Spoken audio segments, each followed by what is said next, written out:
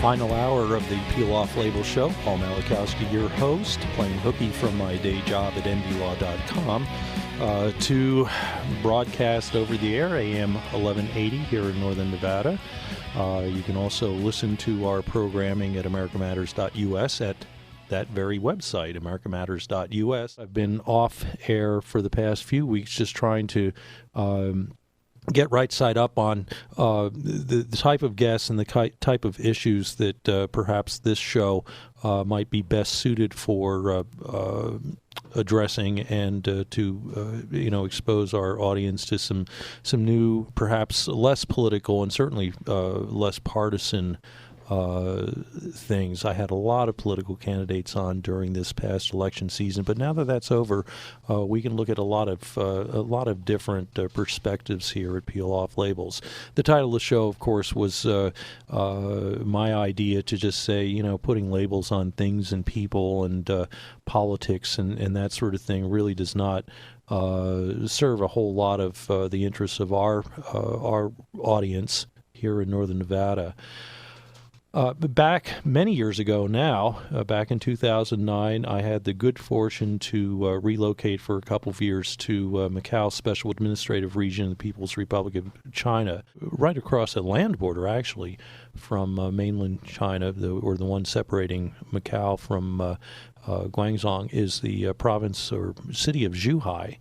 And I met a gentleman in Zhuhai named Brandon Fertig, who at the time was just over in mainland China from his hometown of Minneapolis, Minnesota, to do some teaching and learn a little bit about the vast country and the billions of people living in China. We got to know each other in Macau. I've been following his career as a teacher, his career as an author, his career as a journalist for many years now. We're going on 6 years.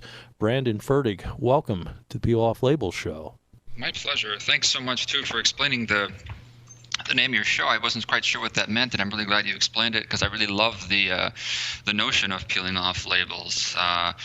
Well, I suppose I could be a little more transparent that way, but I'd just rather explain to people where we're coming from. And it kind of differentiated the show from what Chip Evans, my mentor and predecessor, was doing. He's on another media outlet here in Reno, and I'm glad that he is because he has a lot of great guests and a lot of good things to say.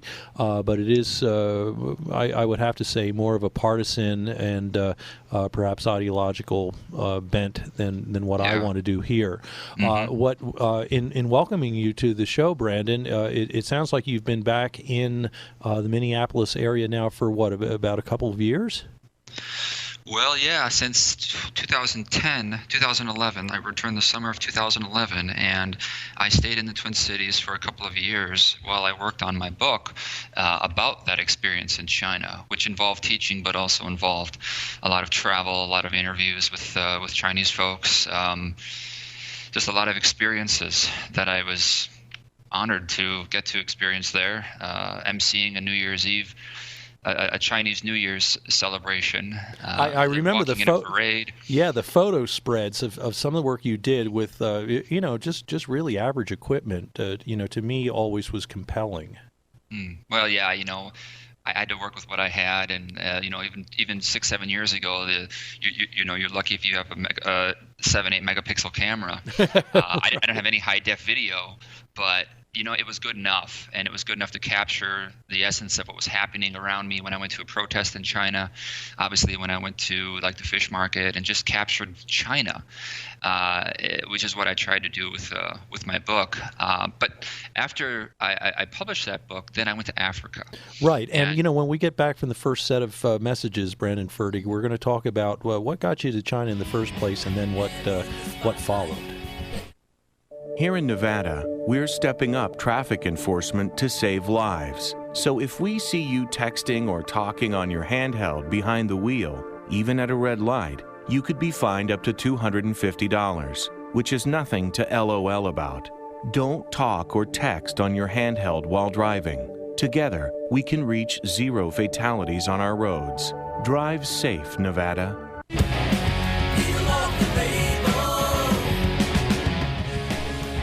right, second segment of the third hour, Monday, December 19th, 2016, installment of the Peel Off Labels show. Brandon Fertig, our guest this hour, who's Skyping in from the Twin Cities in Minnesota, is you're Minnesota born and bred, correct? I am. I was born in a small town in northern Minnesota, only about an hour south of Canada.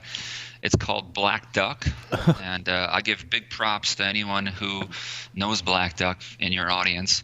I have to give props to people in Twin Cities who know my hometown. So if anyone in your audience knows it, that's very special. 700 people is what I boast from my hometown. So it was quite tiny, but it's what I grew up knowing. And then after I graduated high school from Black Duck, I went to the Twin Cities for college. And where did you go to college, and what course of study did you take that eventually launched this worldwide career as journalist, teacher, all the things that we're going to be talking about today? Yeah, I think journalism and my interest in interviewing people and getting to know people has been something that's been with me as long as I can really remember, or especially as long as I've been probably when I was an adolescent and older. But I took this psychology course as a junior in high school, and I fell in love with it. And so I went into psychology, and I graduated with a degree in psychology from the University of Minnesota. I ended up realizing I didn't want to work in a lab or be a psychologist. I would prefer to go out there and get to know people out there in the world. And so I actually kind of went back into journalism, reporting, writing after all. I'm not upset because I was at this seminar a few summers after I graduated, and they actually recommended for journalists not to major in journalism. When you say lucky. They, are you talking about the journalism school at UM, or how did you get that message? I was at this seminar in Bryn Mawr College, Philadelphia. Oh, really? Okay. It was this. It was through the Institute for Humane Studies out of George Mason University, and it was a sort of this foundation, and they would sponsor college age or a little older young adults to come and learn about economics or journalism or some other major topic. And I went to the journalism one, and they said to the aspiring writers in there, don't major in journalism. Wow. Unless it's like one of the top schools. They said major in something you like, because then you have something to write about once you graduate. So if you love journalism and you love economics, become an economics major, and then when you leave college, you'll be able to write about economics effectively because you'll know about it, or history, or geography, or social studies, or something that's going to give you a lot of background knowledge on the topic that you want to write about. So psychology fit well because I ended up using a lot of the things that I learned into my long-form commentary, human interest kind of writing style. Yeah, and that's something I don't use the word or put the label humanist on a lot of people, both because of the way this show has developed over the past many months now, but also because I think that can also be too strictly or too defining. But it does sound like you've got an interest in people, and now this jaunt from the Twin Cities to South China. I mean, what was the motivation? I mean, besides the fact that maybe you wanted some warmer weather. Well, once I graduated college, then I started doing more writing, and that was a blog. I did a cable access TV show interviewing people in Minneapolis, just local figures. And then I decided to visit my cousin out on the East Coast. And when I did that, I had all this material to write about because I saw Chicago, because I took a bus from Minneapolis to Chicago and flew out from there. And then obviously I visited my cousin out in Boston, so I was able to see Boston. And it gave me all this material, to write about American history and just what the city of Boston is like. And just being in a whole new place, I was just sort of overwhelmed by that. I traveled a little bit, when I was younger, but for some reason as an adult by myself, this time it really pulled the curtains back. So I then took a trip internationally to Guatemala, and that did the same thing, but even more, because now all the billboards were in Spanish, and there were palm trees, and just a whole other world down there. There were volcanoes. I saw lava. I was just, oh my gosh. So I traveled to Malaysia the next winter, and then I decided, well, now I want to really take the plunge and live abroad. And live. Yes. So I looked for opportunities to live abroad, and I was taking a salsa dancing class in Minneapolis at the university. And then this is after I graduated, but I'd taken this class at the University of Minnesota. And I met a guy there named Joe who had just gotten back from teaching English in China. And He told me the name of the school, TPR English, out of Zhuhai. And it was big enough to have a lot of connections to the area. They had a lot of festivals that they participated in, so it was a good cultural exposure. But they were small enough to where it wasn't all these hoops and red tape to get through to become a teacher. I simply called them up or emailed them, and they called me for an interview. I had a degree. I had taught English to Somali refugees in the Twin Cities, and that was good enough for them. Okay. So, a lot of people, both in our audience and just through the U.S., probably have never heard of Zhuhai. And yet it is a city. I think when we were there in that area, there were about 2 million people in it. It has ports. It has its own culture. It is not quite as populous as Guangzhou, but it certainly is a major city in Guangdong province, and because of its position, literally a walking border away from this new Asian Las Vegas clone known as Macau, it really has a lot of multicultural aspects to it. What was it that you found when you arrived in Zhuhai that perhaps was not within your contemplation?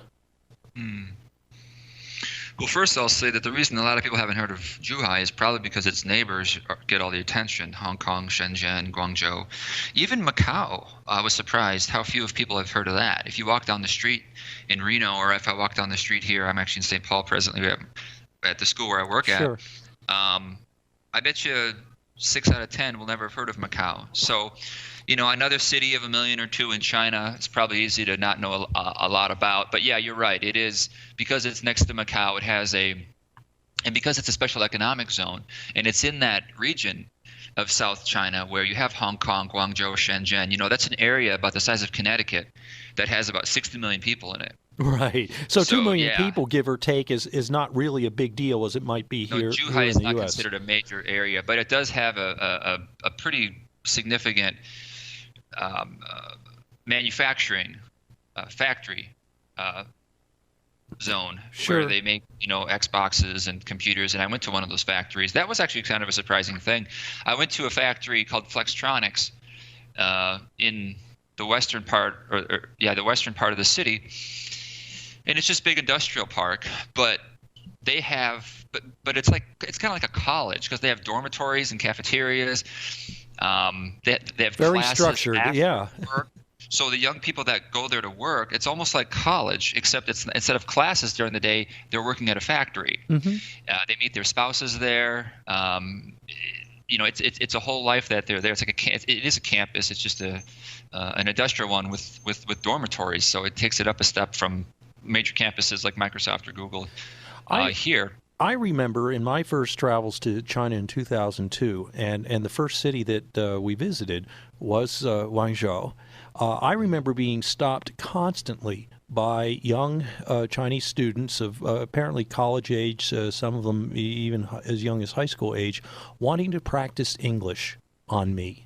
And, I'm a tourist there myself. I'm trying to soak in as much as possible. I really don't have a lot of time for these people. But I can see that your visit there, less than 10 years later, as a instructor in English, was probably very well received, and not just by the students, but their families and everybody else.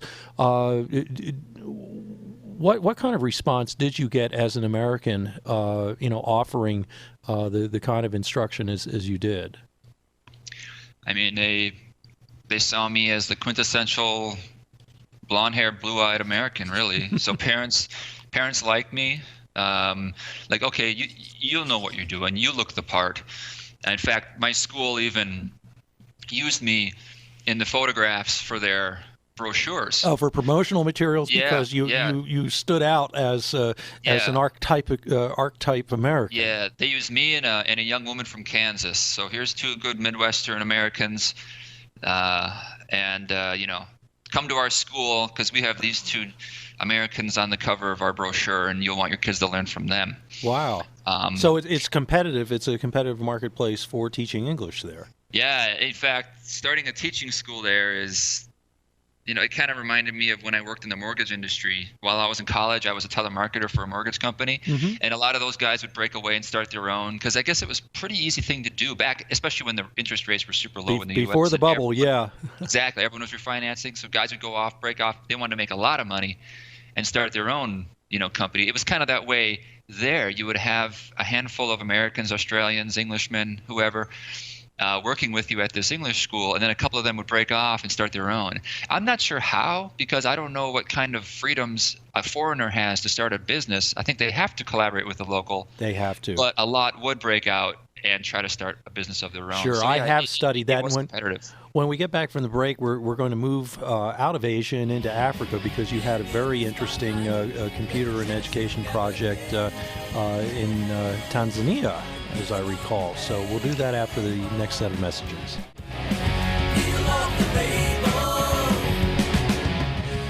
And here we are at the third segment of the third hour of the Peel Off Labels show. I've got to get used to talking again for 3 hours straight. I want to do a lot of listening too, and I'm glad that my friend Brandon Fertig was able to, after his teaching obligations today, through the magic of Skype, get back on with me. We're going to return to Asia and Brandon's excellent book, Life Learned Abroad, in the final segment here. I like to colloquially refer to that as the shameless self-promotion segment. But Brandon, after you got back from China, it wasn't too long before you planned another educational mission, this time to Africa. And why don't you kind of summarize what that was about, how you decided to make that move? And I remember the emphasis of it was bringing some technology to one of the East African countries that is not known for a lot of advanced technology. What was that about? Well, that's exactly why the opportunity was presented, because they needed the computers at this school. But yeah, so just like China, the primary motive wasn't so much, I want to find an opportunity bringing computers to a school in Africa. That was not the way it happened. You didn't just wake up one day and say, that's what I'm going to do. How does that twist and turn, and you wind up then in Nairobi or wherever? Yeah. Well, I was flexible about where I wanted to go next. All I knew was that after getting back from China, thoroughly, not always enjoying myself, of course. There's lots of challenges about living abroad. And in fact, they offered me a job at a school in China that I turned down at college, actually teaching, which would have been a prestigious job, but I turned it down because I had enough of that. I wanted to try somewhere else in the world to live. And so I got back from China, moved back into Minneapolis, actually waited tables and then substitute taught while I wrote my book, finished my book. And then toward the end, when I was wrapping up my book, I was honing in on a new opportunity to live abroad and then write about it. And I had two regions of the world in mind. One was Eastern Europe and one was Eastern Africa. And that was because of two things. One, I was interested in those regions. And two, I just kept bumping into people from those parts of the world. So it was sort of like life was nudging me in those directions. Well, you mentioned you were teaching English to Somalis before you even went to Asia. Correct. So that was one of the connections. And in fact, when I got back from China, I reconnected with the family who I tutored. And I talked to them about their family that lived in Kenya, because they had, a lot of the Somalians go down to Kenya and before they either move to another part of the world permanently or they make a home in Kenya if they're fleeing the unrest in Somalia. So they had the Somalians that I worked with in St. Paul had family in Kenya. So that was one of my connections to East Africa. I had a couple of others, and then the camel that broke, or the straw that broke the camel's back was meeting a Tanzanian man living in Minneapolis who had started a school back in his home village. Wow. And I just met with him for dinner one day just to become acquainted. And he talked about their biggest need was their desire to build a computer lab at this school. And I basically just said, I'm in. What do I need to do? I want to help you. I want to go there. I want to live in East Africa. Whatever I need to do to help you, and we work together, let's do it. And so I helped raise a little money, a couple grand, for some used laptops. And then they bought my plane ticket. Wow. And I don't recall you being, really, having a lot of breadth and depth in technology. It sounds like this was kind of a crowd-funded deal. I think my wife and I may have thrown a few dollars at that, and hoped you did well in collecting enough laptops to make a go of this. How long did that process take, and what kind of resources were you able to put together to make this happen? I simply asked family and friends through, I think it was fundraiser.com, RAZR. Yeah. You can't use Kickstarter for like charity work. That has to be a creative project, so that didn't work. So I had to find one of these other Indiegogo or one of these other crowdfunding sites. Sure. And I think all but a couple of donations were from friends and family. And I had like one guy give $500. That was just a fourth of it right there. And then another friend gave a couple hundred. And so there was a few larger donors, and then there were a few other, then a bunch that gave $20-$50. And it accumulated to about $1,800, I think, maybe a little more with some checks that were handed to me. So it was enough to buy a handful, maybe 8 or 9 used laptops. Okay. And with the money that this school had raised, because Evaristo is the Tanzanian man, and he married a Minnesotan gal, and they just went crazy trying to reach out to family and friends in the area, and they met enough people with enough money to break ground on this school about 10 years ago now. By the time I came into the picture, the school had already been operating for a few years, and they wanted to up it by adding a computer lab. So what was the size of the school and the village in which it sat, and the ages of the kids that you were trying to acquaint with this, for us, ubiquitous technology, laptops? Yeah, I know. Computers to them were amazing, and these were old computers to us. Yeah. But yes, it's a secondary school in Tanzania. So in Tanzania, you have primary school, secondary school, and then high school. Primary school takes you to about what we would call 6th grade. And then secondary school has forms 1, 2, 3, 4, which are comparable to our grades 7, 8, 9, and 10. And then their high school is only 2 years, which we would consider to be junior and senior years here in the U.S. So we were secondary school. So we're talking about 12 through 16-year-olds, although there was a couple of older students, because they don't always go through school every year the way we do. They might take a year off here or there to work on the farm. But it was mainly students who were anywhere between 12 and 16, 17. It's an English medium school because all secondary schools in Tanzania speak English. Really? Though a lot of the students arrive not knowing English very well. So those but they're younger expected students, to pick it up as part of their coursework, and 12-year-olds. Yes. as the lingua franca of that particular education system. Mm-hmm. Tanzania, all secondary schools are in English, although most students don't go to secondary school. Right. So most people in the country don't know English, but if you go to any city of any size, there will be people who do know English. It's an official language. If any judge or any court business or post office, they're going to have people there that speak English.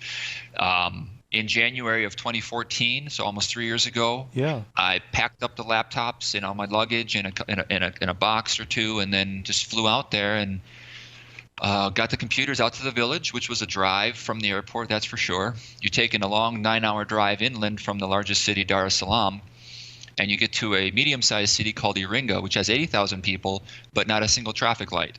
So they just, there's a fair amount of cars, but they just don't structure their cities the way we might. And then you take another hour and a half on dirt roads out to the village.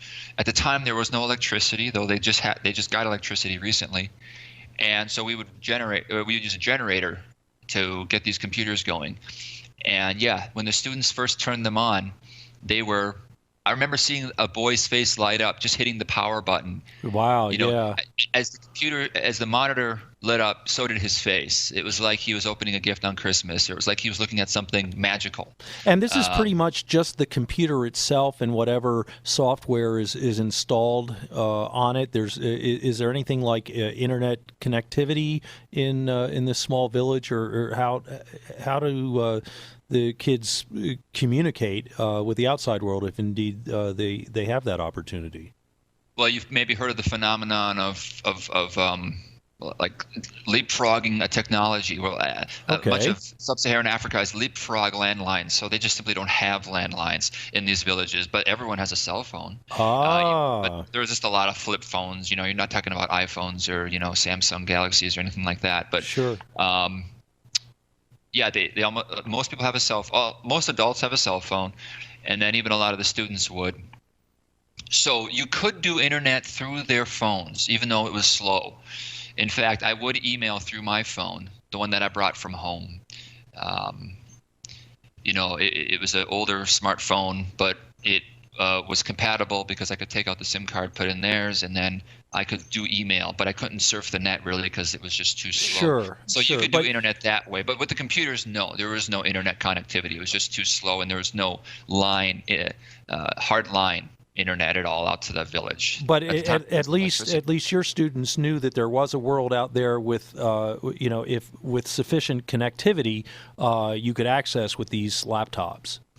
Yeah, and I actually found this really great program. The best thing I did when I was out there for this school was network, because through networking I was able to find people who could help the school technologically, do things that I couldn't do. You're absolutely right, Paul. I'm not a technology teacher, but out there I knew more than they did, so they were happy to have me. Sure.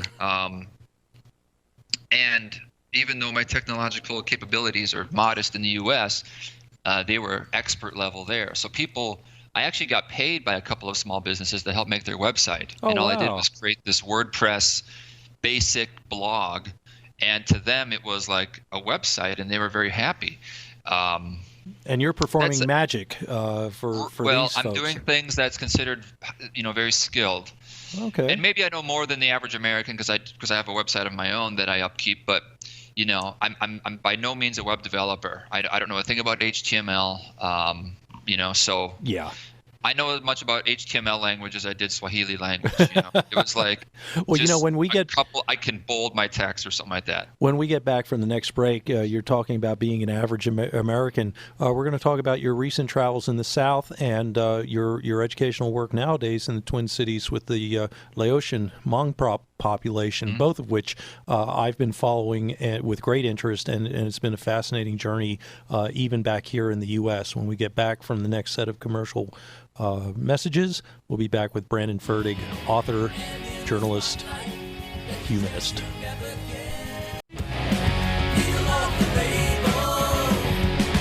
I guess this is what happens when you've not been on the air live in a few weeks. Today's show has just flown by, from my perspective.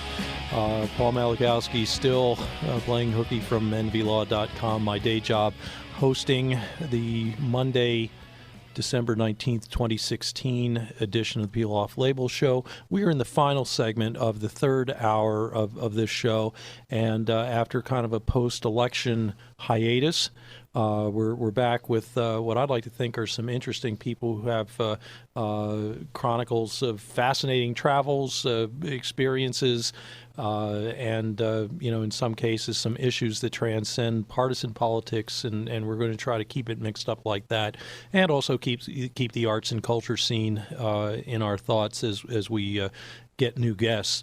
Brandon Fertig, who's been visiting with us since the 2 o'clock hour here in Reno, from the Twin Cities in Minnesota, through the magic of Skype, has recently done a tour of the American South, which I think having it coincide with this election season, probably there were a lot of people in the South who, without regard to partisan politics or anything else, really did want to share their thoughts, beliefs, identities, and culture, if you will, part of American culture, but certainly a unique culture of long standing with somebody from the near Arctic North. Brandon, what motivated you to again, besides better weather, perhaps get yourself on this southern tour, and what were you looking for? Well, briefly, I went in the summer, so the weather wasn't better. It was hot. But,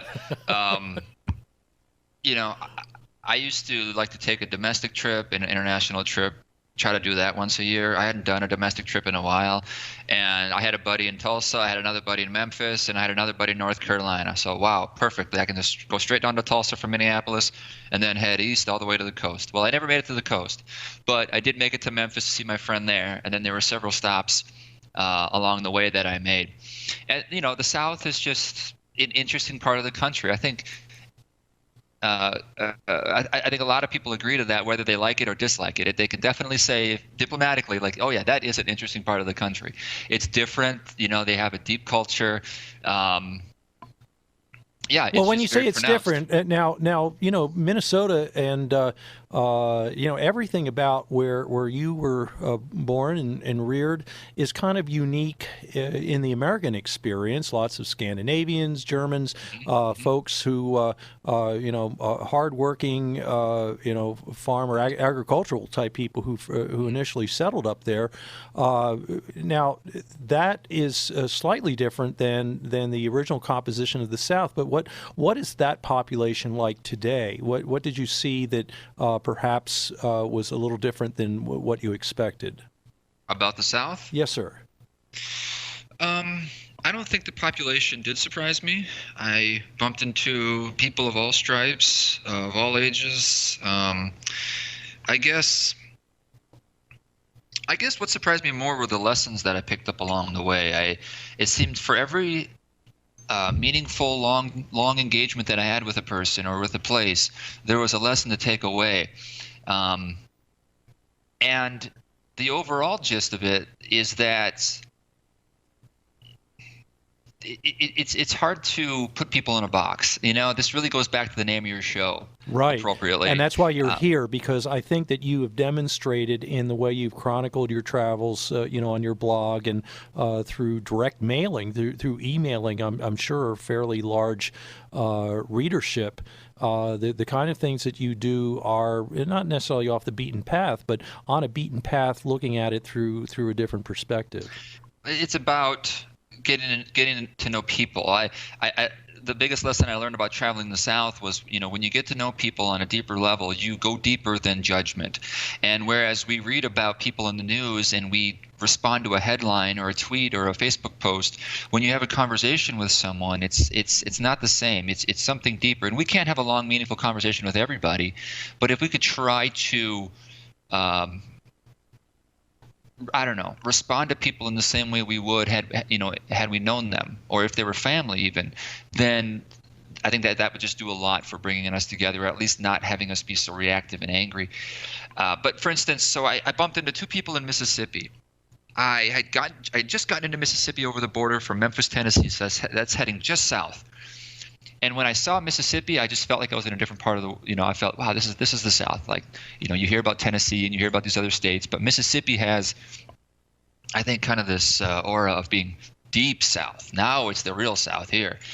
And I saw these two guys selling produce. They were selling watermelons and cantaloupe. These two African-American guys, and I thought, oh, here's a couple salt-of-the-earth Mississippians. Here we go. And I asked if I could take their picture, and I talked to them a little bit. They gave me their picture. The guy said his name was Joe, and I was on my way. And I thought, oh, that was a fun little interaction. I look forward to sharing this pleasant picture with this guy with this plaid farmer shirt leaning up against this red pickup truck selling melons.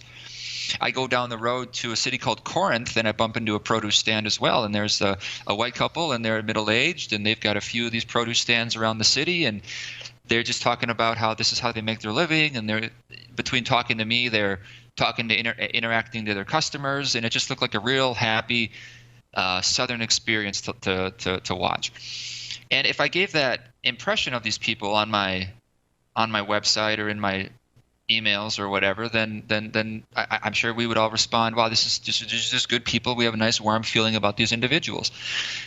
But I could have also introduced these people in a completely different way. Joe actually didn't want his picture taken right away. He said he only would if I bought a melon, because he was afraid of being seen, because he said he was a felon, and he said that there was a man who wanted to kill him. He said, there's a hit out on me. Yikes. And I said, there's a hit on you? What for? He's like, well, I slept with another guy's wife. And as I was leaving, after I took the picture and bought this muskmelon, he said to me, and he sort of looked to me sideways, and he said, it's better when it's stolen. And he was serious, and he just offered that up. And I thought, wow, okay, all right, have a good day, But then I talked to this woman at this produce stand in Corinth, and she was everything I told her.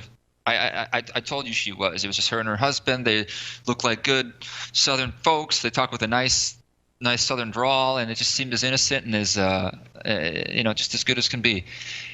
But then I started asking her some questions about the South, and then some darker sides of her character come forth. And it turns out she hasn't talked to her grandkids in 7 months because her daughter had the audacity to marry a black guy.